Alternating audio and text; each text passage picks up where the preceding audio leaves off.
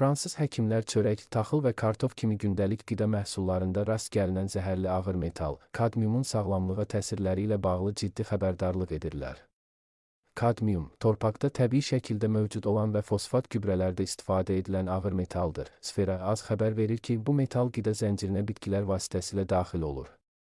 Siqaret də kadmium ehtiva etsə də, əhalinin əksəriyyəti bu maddəyə ən çox qida vasitəsilə məruz qalır. Fransa Regional Peşəkar Sağlamlıq Birliyi (URAPS) bildirir ki, uşaqlarda qidalanma səbəbilə kütləvi zəhərlənmə riski var və bu, onların böyüdükcə sağlamlıqlarına ciddi təsir edə bilər. Fransanın Qida və Ətraf Mühitin Təhlükəsizliyi Agentliyinə (ANSES) görə böyüklərin gündəlik rasionlarının cəmi 0,6% yüksək kadmium səviyyəsi ilə əlaqəlidir. Lakin bu rəqəm 3-17 yaş arası uşaqlarda 14%, 3 yaşdan kiçik körpələrdə isə 36%-ə qədər yüksəlir. 2023-cü ildə aparılan araşdırmaya əsasən 2000-2022-ci illər arasında Avropa Birliyində ən çox kadmium xəbərdarlığı İtaliyadan daxil olub.